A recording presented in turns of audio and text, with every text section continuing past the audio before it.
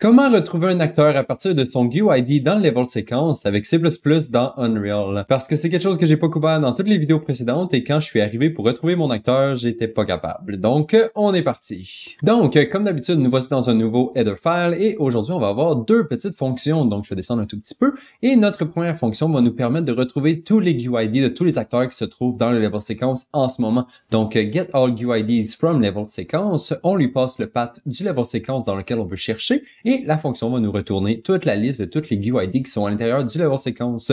Et tous les GUID comprend tous les objets qui sont dans le level séquence, pas seulement les acteurs, parce que tous les objets dans le level séquence ont des GUID. Faudrait les filtrer vous-même de votre côté si jamais vous voulez avoir des types d'objets spécifiques. Dans notre cas, on va tout prendre les GUID qui sont dans le level séquence, parce que je voulais simplement me bâtir une liste de tous les GUID. Et ensuite, à partir de cette liste-là, je vais pouvoir décider quel acteur que je veux retrouver à partir de mon level séquence. C'est vraiment juste pour me générer une liste de GUID à partir de mon level séquence, que je vais ensuite utiliser pour appeler notre deuxième fonction qu'on a juste ici, le getActor from GUID in level séquence. Cette fonction-là, on lui passe un GUID qu'on va avoir retrouvé à partir de la fonction précédente, par exemple. Et ensuite, on va aussi lui passer le path du level séquence dans lequel on veut trouver notre acteur. Et à partir du level séquence et du GUID, la fonction va nous retrouver notre acteur et nous le retourner. Voilà. Donc ça, c'était pour le header file. Maintenant, on peut aller dans le CPP. Et ici, on va commencer par trois petits includes ici, juste en haut. Donc, on va avoir le editor engine. Celui-là, ça va être simplement pour retrouver le monde qui se trouve en ce moment dans l'éditeur. Si jamais vous avez déjà votre monde d'une autre façon, vous n'avez pas besoin d'inclure le editor engine juste ici. C'est vraiment juste pour retrouver le monde. Et ensuite, une fois qu'on va avoir retrouvé le monde, on va avoir besoin du level séquence et du movie scene pour retrouver les acteurs qui se trouvent à l'intérieur du movie scene. Évidemment. Donc, ces trois includes-là se retrouvent dans trois modules. Donc, Unreal.AD, level séquence et movie scene. Donc, on va aller dans le build.cs. On va aller faire sur qu'ils sont là. Donc, j'ai mon Unreal.AD juste ici. J'ai mon movie scene et j'ai mon level séquence. Parfait. J'ai déjà tous les includes que j'ai besoin. Si jamais il vous en manque, faites sûr de les ajouter. Évidemment. Voilà. Donc, maintenant, on peut retourner dans notre CPP et on peut passer à notre première fonction getAllGUIDs from level séquence. Donc, on a le path de notre level séquence. Maintenant, il faudrait le loader pour obtenir l'objet de notre level séquence. Donc, ici, je vais me faire un static load object pour loader mon level séquence en utilisant le path que j'ai reçu en input. Évidemment, ça va me retourner un level séquence et là, je vais m'assurer qu'il est valide. Donc, si le level séquence est égal à nul, je peux évidemment pas trouver quelque chose à l'intérieur parce que le level séquence n'existe pas. Et ensuite, en plus de ça, je vais m'assurer que mon movie scene est aussi valide parce qu'on va en avoir besoin. Donc, si le level séquence est égal à nul ou que le movie scene est égal à nul, je vais simplement retourner immédiatement parce que je pourrais pas trouver les GUID qui m'intéressent. On a loadé notre level séquence et on est sûr qu'il est valide. Maintenant, il faut retrouver tous les GUID qu'il y a à l'intérieur du level séquence.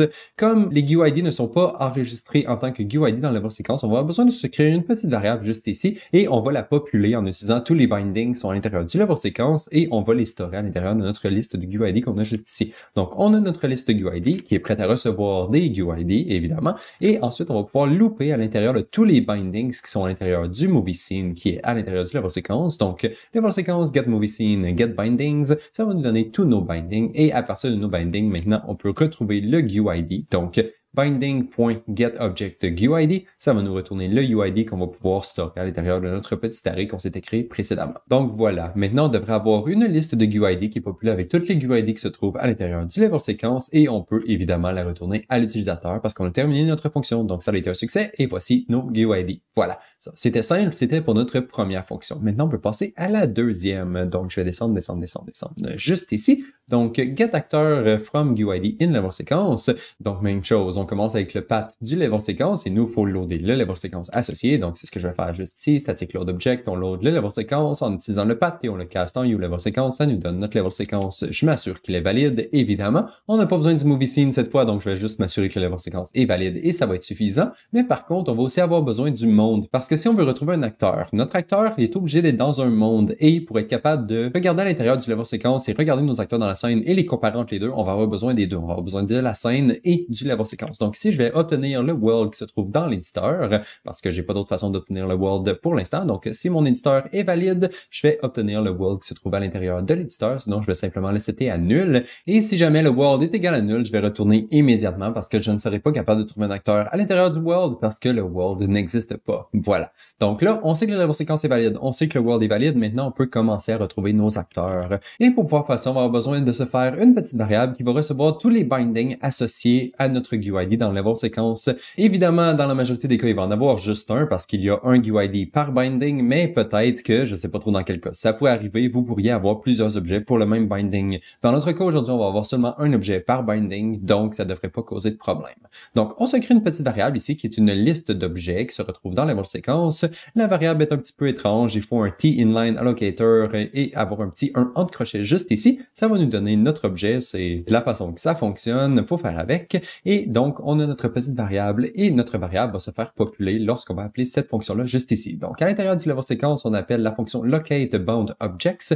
On lui passe le UID qui nous intéresse, donc celui qu'on a reçu en input. On lui passe le world qu'on a trouvé parce qu'évidemment, il faut qu'il trouve un objet à l'intérieur du world et ça va nous retourner tous les objets qui correspondent à notre UID à l'intérieur de notre petite variable juste ici. Et comme j'ai dit, il devrait en avoir juste un. Une fois que notre variable est setée, maintenant, on peut simplement regarder s'il y a plus que 0 objets à l'intérieur. S'il y a plus que 0 objets, ça veut dire qu'on a trouvé au moins un acteur qui nous intéresse à l'intérieur de notre variable et on va simplement pouvoir dire que ça a été un succès parce qu'on a trouvé l'acteur qui nous intéresse et on va pouvoir simplement le retourner ici. Donc, ce que je vais faire, c'est prendre l'élément 0 de ma variable et le caster en acteur pour être sûr de retourner un acteur à notre utilisateur. Et c'est tout. Maintenant, l'utilisateur va pouvoir faire ce qu'il veut avec son acteur.